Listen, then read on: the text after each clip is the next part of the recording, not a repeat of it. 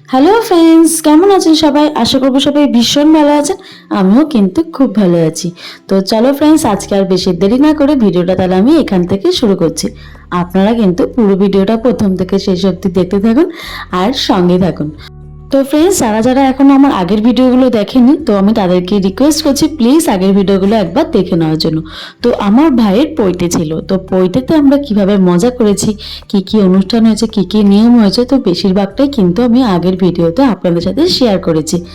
Friends, পৈতেতে না হাজার একটা নিয়ম থাকে। একটা বিয়ের অনুষ্ঠানের থেকেও কিন্তু পৈতেতে আরো বেশি নিয়ম থাকে। তো সব নিয়ম তো এইভাবে ধরে ধরে ভিডিও করা পসিবল নয়, কারণ একটা অনুষ্ঠান বাড়িতে না নিজেদের লোকদেরই একটু বেশি কাজ থাকে, আর নিজেদের লোকদেরই মানে সব দিক সামলানো যায় না। তাই অনুষ্ঠানে আমি যেখানে পেরেছি ভিডিওটা করেছি, অন্যদিকে ভিডিওগুলো করা হয়ে ওঠেনি। তো আমি যেটুকু পেরেছি কিন্তু আমি পুরোটাই শেয়ার করার চেষ্টা করেছি। তো ফ্রেন্ডস, তোমার হচ্ছে অনেক এরকম বিয়ে বাড়িতে গেছো, যে বিয়ে বাড়িতে ধরো বউ এখনো সেজে গুজে রেডি হয়ে আসেনি, কিন্তু লোক মানে যারা ইনভাইটেড তারা কিন্তু চলে এসছে। নিশ্চয়ই এরকম অনেক বিয়ে বাড়িতে হয়েছে, আমাদেরও কিন্তু সেম হয়েছিল। এখানে আমাদের পৈতের যে আসল মেন লোক সে কিন্তু রেডি হয়ে উঠতে পারেনি, কিন্তু ইনভাইট যারা করেছিল তারা কিন্তু চলে এসেছিল। ভাইয়ের সাজগোজ তখনও হয়নি। আসলে কি হয়েছিল, ভাইয়ের যে পুরো অনুষ্ঠানের নিয়মগুলো সেগুলো শেষ হতে হতে প্রায় 7টা-8টা বেজে গেছিলো। তারপরে গিয়ে ভাই কিন্তু রেডি হয়েছে, তারপরে গিয়ে আমরা রেডি হয়েছি, মানে আমাদের রেডি হতে হতে অলমোস্ট আর্ধেক লোক খেতে বসে পড়েছিল। তারপরে গিয়ে আমরা রেডি হয়েছি, কিছু করারও ছিল না, এত অনুষ্ঠানের নিয়ম থাকে যে পৈতেতে সব কমপ্লিট হতে হতে অনেকটা সময় লাগে। তো ভাইয়ের অনুষ্ঠানের দিন স্টার্টারে ছিল হচ্ছে baby popcorn, fuchka, chicken pakora, cold drinks. তো ফ্রেন্ডস, কোনোটাই আমার সেভাবে খাওয়া হয়ে ওঠেনি, কারণ আমি এত বিজি ছিলাম। আসলে অনেকদিন পর সবাই মানে রিলেটিভরা আসছিল, কিছু বন্ধু বান্ধব এসেছিল, তো সবার সাথে এত কথা বলতে হচ্ছে, তাদের সাথে কথা বলতে বলতে সেভাবে খাওয়াই হয়নি। আসলে এই সবটা এতটা লেট হয়ে গেছে যে রাত্রিবেলা আমরা কেউই ঠিকভাবে না কোনোটাই, মানে কোন দিকে যাব, কোনটা ছেড়ে কোনটা করব, সেভাবে কোনোটাই দিকে আমরা কিছু করতে পারছিলাম না। এদিকে গেলে এদিকে হচ্ছে না। তো ফ্রেন্ডস, তোমাদের একটা জিনিস দেখাই, এইখানে দেখো সব সুন্দরী রমণীরাও রয়েছে। তো এই ফার্স্ট ছিল হচ্ছে আমার মা, আমার মিষ্টি দিদা, তারপর আমার বৌদি, আমার বৌদির দিদি, পুচকু ছিল। তো ফ্রেন্ডস, সবাইকে কেমন লাগছে? মাকে কিন্তু আমি সাজিয়ে দিয়েছিলাম। তো মা বলছিল যে না দরকার নেই, আমি এত সাজবো না, কিন্তু অনুষ্ঠানে সবাই এত সুন্দর করে সেজেছে, আমার মাই বা কেন সাজবে না? তো আমি মাকে কিন্তু সুন্দর করে সাজিয়ে দিয়েছিলাম। তো ফ্রেন্ডস, কেমন লাগছে এই সুন্দর রমণীদের সেটা কিন্তু প্লিজ কমেন্ট বক্সে অবশ্যই জানাবেন। আর আমার ভিডিও আপনাদের কেমন লাগছে প্লিজ, যারা যারা আমার ভিডিও দেখছেন, শুধু ভিডিও দেখলেই কিন্তু হবে না, প্লিজ একটা কমেন্ট করে কিন্তু আমাকে জানাতে হবে। অনুষ্ঠানের দিন কিন্তু ভাইকে একদম পুরো বল লাগছিল, শুধু মনে হচ্ছিল বউটা ওখানে মিসিং। বউটা থাকলে কিন্তু পুরো মনে হতো একটা রিসেপশন পার্টি। তো রাত অনেক হয়ে গেছিলো, প্রায় তখন 10টা, সাড়ে 10টা বেজে গেছিলো। তারপরে আমি গেছিলাম স্টার্টার খেতে। কি করব, সবার সাথে গল্প করতে করতে সময় হয়নি আর। তো এসে দেখি আমার মা আর বৌদি কি যেন গল্প করছিল।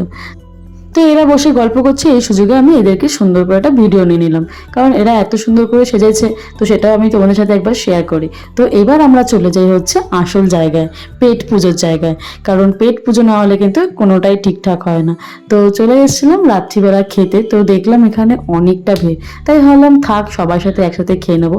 কিন্তু আমার ভাই কিন্তু কখন খাবো কখন খাবো, আসলে ও ভাই সারাদিন না খেয়েছিল, তারপর শুনেছিল রাত্রে এত সুন্দর সুন্দর মেনু আছে, তাই তাই ও আর মানে সামলাতেই পারছিল না, শুধু জিজ্ঞেস করছিল আমাকে একবার, আমার মাকে একবার, আমার মাসিকে একবার, যে কখন খেতে যেতে পারবো গো, বলবে গো একটু।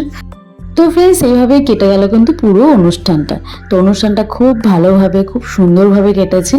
আমরা তো এই অনুষ্ঠানের মানে কথা শুরু করেছিলাম প্রায় 2-3 বছর আগে থেকে। তো একটা অনুষ্ঠান কিন্তু কয়েক ঘন্টার মধ্যে শেষ হয়ে যায়, মানে লোকজন আস্তে আস্তে পুরো দিনটা যে কিভাবে কেটে যায় সেটা বোঝাই যায় না। তো ফ্রেন্ডস, সেদিন আমাদের অনুষ্ঠান প্রায় শেষ। তো এবার আমি দেখাই হচ্ছে পরের দিন সকালবেলা আমরা কি করেছি। পরের দিন সকালবেলা সবাই কিন্তু আমরা অনেক দেরি করে ঘুম থেকে উঠেছি, প্রায় না হলো 11:30-12টার সময়। তো সবারই ঘুম থেকে উঠতে দেরি হয়ে গেছে, কারণ আগের দিন সবাই এত কাছে ব্যস্ত ছিল যে সবাই খুব টায়ার্ড ছিল। তো যাই হোক ফ্রেন্ডস, তো সকালবেলা সবার আগে ঘুম থেকে উঠে কিন্তু ভাই স্নান করে পুজোতে বসে গেছিলো। তো ফ্রেন্ডস এবার ঘরটার জাস্ট একটা অবস্থা দেখো, বিছনার ওপরে এরকম বড় বড় সেই আমরা পেট কাভারের মধ্যে আগের দিন গিফটগুলো প্যাক করে রেখে দিয়েছিলাম।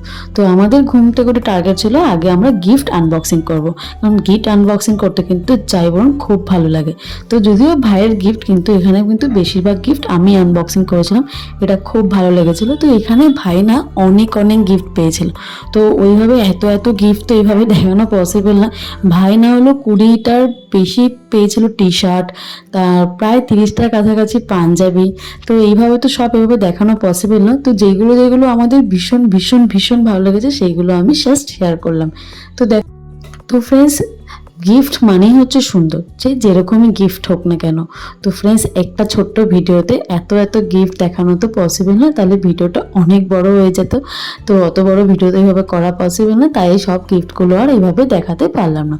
তো ফ্রেন্ডস এই যে আমি যেটা আনবক্সিং করছি সেটা হচ্ছে ভাইয়ের সব থেকে প্রিয় একটা, কারণ ভাইয়ের মনে হয় যে ভাই একটু বড় হয়ে গেছে, তাই ভাইয়ের একটা পার্স খুব দরকার যেখানে ওর টাকা পয়সাগুলো রাখবে। তো এই আশাটাও কিন্তু ওর পূর্ণ হয়ে গেছে এই ভাইয়ের পৈতেতে।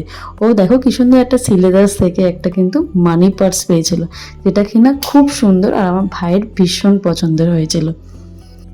ফ্রেন্ডস আরেকটা কথা শেয়ার করি, সেটা হচ্ছে এই যে আনবক্সিং করেছিলাম গিফটগুলো, এটা কিন্তু আমরা দু পার্টে করেছিলাম। কীরকম সেটা বলছি।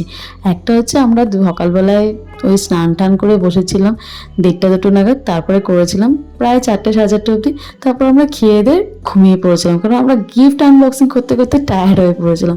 তো বাকিটা করেছিলাম আবার সন্ধ্যাবেলা, রাত মানে প্রায় ওই ধরুন 8:30-9টার সময় আবার ওগুলো আমরা আনবক্সিং করেছিলাম। মানে ভাই এতটা গিফট পেয়েছিল যেগুলো আনবক্সিং দুটো পার্টে করতে হয়েছিল। তো যাই হোক ফ্রেন্ডস, দেখো ফ্রেন্ডস ভাই একটা কিন্তু সুন্দর একটা টি শার্ট পেয়েছিল, সেটা ভাই সঙ্গে সঙ্গে পরেও নিয়েছে, পরে আবার দেখাতে চলে এসেছে। তো ফ্রেন্ডস আর বেশি কথা না বাড়িয়ে ভিডিওটা তাহলে আমি এখানেই শেষ করছি। তো ফ্রেন্ডস আমার ভাইয়ের পৈতে অনুষ্ঠানটা আপনাদের কেমন লাগলো প্লিজ কমেন্ট করে কিন্তু অবশ্যই জানাবেন। ভালো লাগলে অবশ্যই একটা লাইক করবেন।